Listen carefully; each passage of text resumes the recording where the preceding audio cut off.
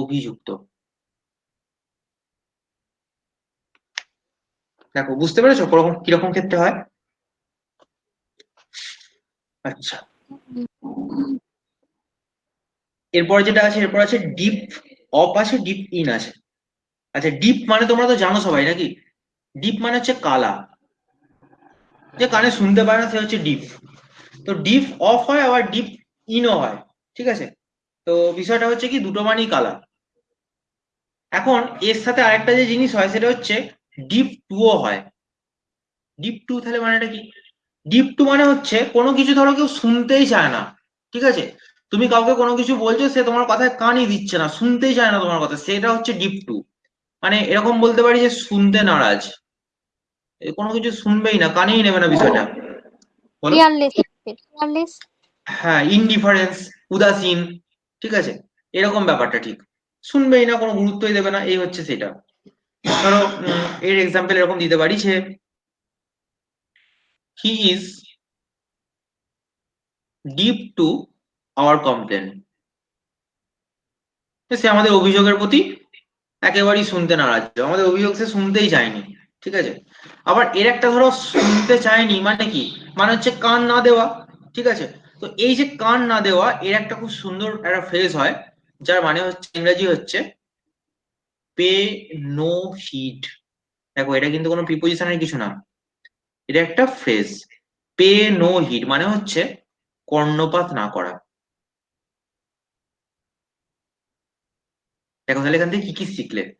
প্রথম কথা হচ্ছে ডিপ অফ হয়, ডিপ ইনও হয়, এর মানে হচ্ছে কালা। আর ডিপ টু মানে বলবো যে কেউ ধরো কথা শুনতে চায় না, খুব কেয়ারলেস, গুরুত্বই দেয় না, এটা হচ্ছে ডিপ টু, ঠিক আছে?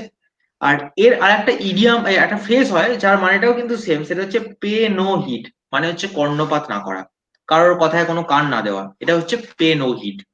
তো এটা তোমরা সেন্টেন্সে ইউজ করতে পারো যে তিনি আমার কথায় কর্ণপাত করলেন না, তিনি আমার কথায় কর্ণপাত করলেন না, he paid no heed to my complain বা টু মাই ওয়ার্ড, যা হোক কিছু বলতে পারো তুমি, ঠিক আছে? তো এগুলো ট্রান্সলেশনের ক্ষেত্রে অনেক কাজে লাগে।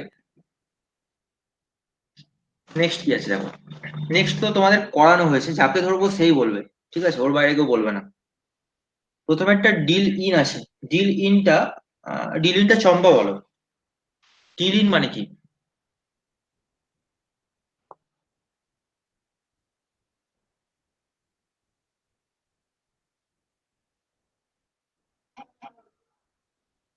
বলো, যা মনে আছে বলো, ভুল হোক ঠিক হোক। স্যার এটা বিজনেস এর ক্ষেত্রে ব্যবহার করা হয়। ব্যবসা করার ক্ষেত্রে ব্যবহার করা হয়, বাহ। ডিল ইন মানে তাহলে হচ্ছে বিজনেস। স্যার ডিল উইথটা হচ্ছে বিজনেস পারপাসে ব্যবহার করা হয়। তোমায় ধরিনি এখনো দেবদি।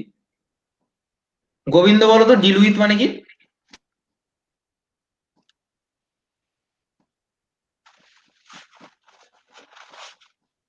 কেউ পুরোনো পিডিএফ খুলে দেখছো নাকি? বলো গোবিন্দ, ডিল উইথ মানে কি? না স্যার, এখন দেখবে কি করে, ক্লাস ক্লাস চলছে তো দেখবে।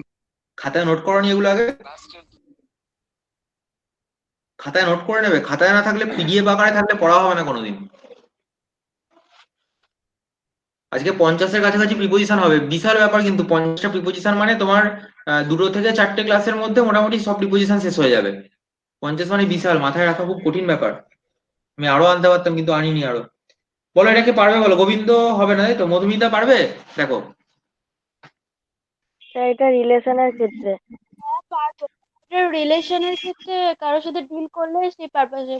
হ্যাঁ মানে ব্যবহার করা, আচরণ করা, এরকম বোঝায়। সে কোনো ব্যক্তির সাথে আচরণ করা বোঝায়, ব্যবহার করা কোনো কিছু সেটা বোঝায়, সেই হচ্ছে ডিল উইথ। আচ্ছা সৌরভ বলো তো ডিল আউট মানে কি? স্যার এটা তো পারবো, বিতরণ করা কোনো কিছু। বিতরণ করা। ডিস্ট্রিবিউট। তাহলে তোমরা ঠিকঠাক করে পড়ছো না, যদি এক্সামটা নিয়ে নিতাম আগের সপ্তাহে কি হতো তাহলে, কান্নাকাটি শুরু হয়ে যেত পুরো। দেখো এবার কি আছে, ডিরাইভড ফ্রম। ডিরাইভড কথাটার মানে হচ্ছে উদ্ধৃত, ঠিক আছে? উদ্ধৃত নিশ্চয়ই তোমরা বাংলায় বহুবার শুনেছো, যে এই অংশটি এই গল্প থেকে উদ্ধৃত করা হয়েছে, এই যে উদ্ধৃত মানে কোনো জায়গা থেকে নেওয়া, ঠিক আছে, এই হচ্ছে ডিরাইভ ফর্ম, মানে কোনো জায়গা থেকে নেওয়া বা উদ্ধৃত করা। নেক্সট কি আছে দেখো, নেক্সট আছে ডিপ্রাইভড অফ। ডিপ্রাইভড অফ কথাটার মানে হচ্ছে বঞ্চিত, কোনো বিষয় থেকে বঞ্চিত, কোনো চিন্তা, কোনো কিছু থেকে, অধিকার থেকে বঞ্চিত, ঠিক আছে, সে হচ্ছে ডিপ্রাইভড অফ। এবার ডিপ্রাইভড অফ বলে এবার যেটা থেকে বঞ্চিত জাস্ট অফটার পরে সেটা বসিয়ে দিলে, যেমন ধরো আমি বলতে পারি এরকম যে he is deprived of education, মানে সে শিক্ষা থেকে বঞ্চিত, ঠিক আছে, এই যে বঞ্চিত বললাম এই ডিপ্রাইভড অফ। নেক্সট ঠিক আছে দেখো, ডিটাচ ফ্রম। ডিটাচ ফ্রম মানে, ডিটাচ ফ্রম তো তোমরা সবাই জানো, বলো।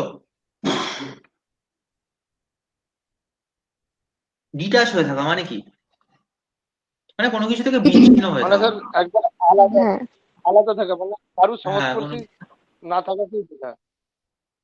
মানে হ্যাঁ দেখবে একবারে এরকম ডিটাচ অনেকে কথা মানে বলে যে পুরো আলাদা, হ্যাঁ কোনো কিছু থেকে মানে ওর বিচ্ছিন্ন সাথে থাকা, যেমন ধরো কেউ এরকম বলে যে আমি পড়াশোনা রামের থেকে সাথে 4 শ্মশান। বছর ডিটাচ হয়ে আছি, হুম হুম। এরকম বলে যে আমি পড়াশোনা থেকে 4 বছর ডিটাচ হয়ে আছি, এটা আমি পারবো না, ঠিক আছে, এই যে ওয়ার্ডটা, এই পড়াশোনা থেকে বিচ্ছিন্ন হয়ে আছি, ডিটাচ হয়ে আছি, এই হচ্ছে সেই ওয়ার্ডটা, এই হচ্ছে ডিটাচ।